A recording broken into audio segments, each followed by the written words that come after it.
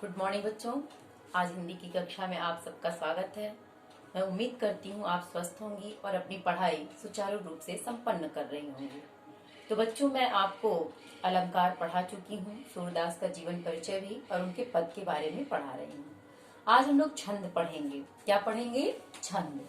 तो देखिए, छंद जिसका शाब्दिक अर्थ ही होता है आनंद प्रदान करना। छंद काव्यगत सौंदर्य का हमारा एक अंग है। जैसे अलंकार, रस, छंद ये काव्य के अंग कहे जाते हैं। तो उस काव्य के अंग के अंतर्गत छंद होता है जिसका शाब्दिक अर्थ क्या होता है? आनंदित करना। अब हमें ये जानना है कि छंद कहते किसको हैं। तो छंद उस काव्य रचना को कहते हैं, ध्यान दीजिएगा, छंद उस काव्य रचना को कहते हैं जहां निश्चित वर्ण, गति, यति, विराम और चरण का सुव्यवस्थित रूप प्रदर्शित होता है। छंद किसको कहते हैं? छंद का शाब्दिक अर्थ क्या है? आनंदित करना। और छंद कहते किसको हैं? तो छंद उस काव्य रचना को कहते हैं जहां निश्चित वर्ण, गति, यति और चरण का सुव्यवस्थित रूप प्रदर्शित होता है, उसे हम छंद कहते हैं। अब देखिए, छंद ये तो हो गया छंद जानने का तरीका। अब इसको जानने के लिए हमें और किस चीज की जानकारी होनी आवश्यक है? वर्ण और मात्रा का।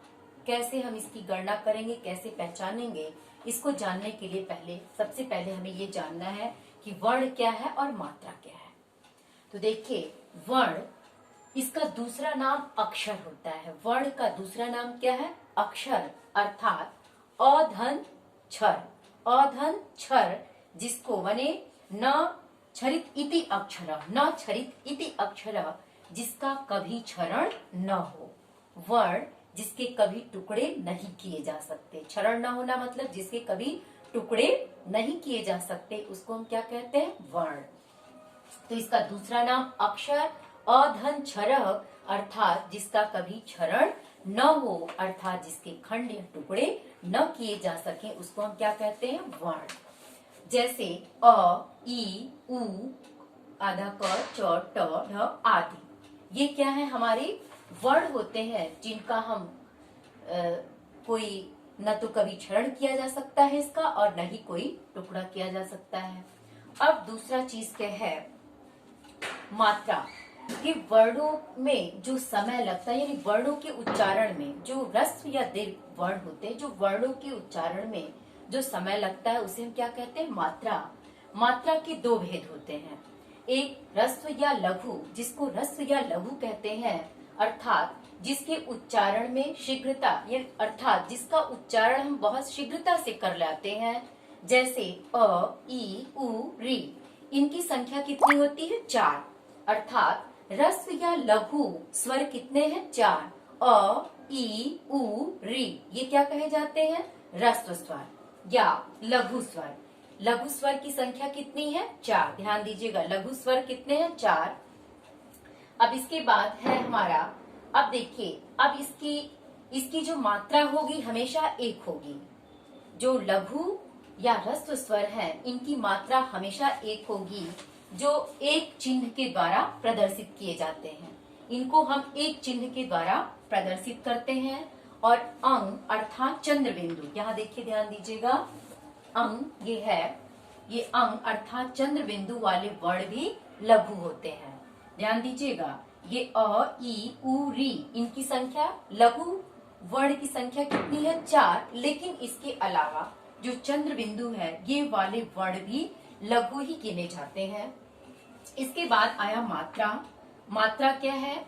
दीर्घ मात्रा वाले, अर्थात जिनके उच्चारण में ह्रस्व स्वर की अपेक्षा थोड़ा अधिक समय लगता है। हमने यहाँ लिखा नहीं है, जिनके उच्चारण में ह्रस्व स्वर से थोड़ा अधिक समय लगता है, उन्हें हम मात्रा कहते हैं, अर्थात जो दीर्घ मात्रा वाले स्वर कहे जाते हैं।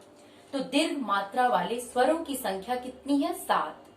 दीर्घ मात्रा वाले स्वरों की संख्या 7 है। जैसे आ, ई, उ, ए, ओ, औ।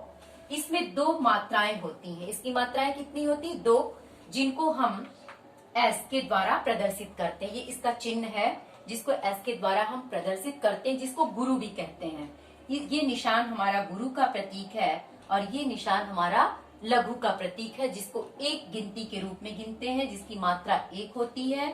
और ये गुरु जिसकी मात्रा 2 होती है, जिनकी गणना 2 मात्राओं के रूप में की जाती है। और ध्यान दीजिएगा, दीर्घ मात्रा अर्थात 2 मात्राएं और कहाँ लगाते हैं? संयुक्ताक्षर, जो संयुक्ताक्षर होते हैं उससे पूर्व का ह्रस्व वर्ण भी यदि है तो वो ह्रस्व वर्ण दीर्घ माना जाता है हमेशा। उदाहरण के रूप में भी मैंने यहाँ लिखा है, आप देखिएगा कि संयुक्ताक्षर से पूर्व का ह्रस्व वर्ण भी हमेशा क्या होगा? दीर्घ माना जाता है। जैसे देखिए कच्चा लिखा है, कच्चा, च से पहले आधा च है, च से पहले ये आधा च, ये संयुक्ताक्षर, ये क च के साथ जुड़ा हुआ है, तो ये च के पहले ये देखिए क लघु वर्ण है, लेकिन ये इसके साथ इसके पूर्व भी आधा च है, इसलिए ये आपका गुरु हो गया। और च पे तो आ की मात्रा है ही, तो ये गुरु अपने आप में है। एक चीज और ध्यान दीजिएगा, तीसरा, जो अनुस्वार वाले वर्ण होते हैं, अनुस्वार वाले अर्थात अंक की मात्रा जिसको हम कहते हैं, अनुस्वार वाले वर्ण गुरु होते हैं। जैसे हमने यहाँ उदाहरण के रूप में लिखा अंक, ये हमेशा गुरु के रूप में गिने जाते हैं, जिसकी गणना 2 मात्राओं के रूप में होती है। और विसर्ग युक्त वर्ण, विसर्ग युक्त वाले वर्ण भी हमेशा गुरु होते हैं। जैसे प्रातः, प में आ की मात्रा है, प के साथ र भी जुड़ा है, तो ये अपने आप में ये गुरु है, लेकिन त के साथ विसर्ग लगा हुआ है, इसलिए विसर्ग युक्त होने के कारण ये लघु होते हुए भी वर्ण गुरु माना जाएगा। तो कहाँ लघु लगता है, कहाँ दीर्घ लगता है, ये मात्राओं की गणना गिनती हमें आनी चाहिए। जब तक मात्राओं की गिनती हमें नहीं आएगी, वर्ण क्या है, ह्रस्व वर्ण क्या है, दीर्घ वर्ण क्या है, तब तक छंदों की गणना हम नहीं कर सकते। अब छंद भी देखिए कई तरह के हैं, जैसे मात्रिक छंद और वर्णिक छंद। हमें पढ़ना है मात्रिक छंद। हमारे निर्धारित पाठ्यक्रम में कौन सा छंद पढ़ना है? मात्रिक छंद। अब उस मात्रिक छंद में भी सममात्रिक, विषम मात्रिक और अर्धसम मात्रिक छंद पढ़े जाते हैं, जिसमें आप अर्धसम और सम दोनों ही पढ़ चुकी हैं, 9th क्लास में आप पढ़ी होंगी। अर्धसम मात्रिक छंद के अंतर्गत दोहा पढ़ी होंगी और सम मात्रिक के अंतर्गत चौपाई पढ़ी होंगी। लेकिन अभी आपके पाठ्यक्रम में सोरठा और रोला को पढ़ना है। तो अभी मात्रिक छंद किसको कहेंगे? जिनकी गणना हम मात्राओं के आधार पे करते हैं उसे मात्रिक छंद कहते हैं।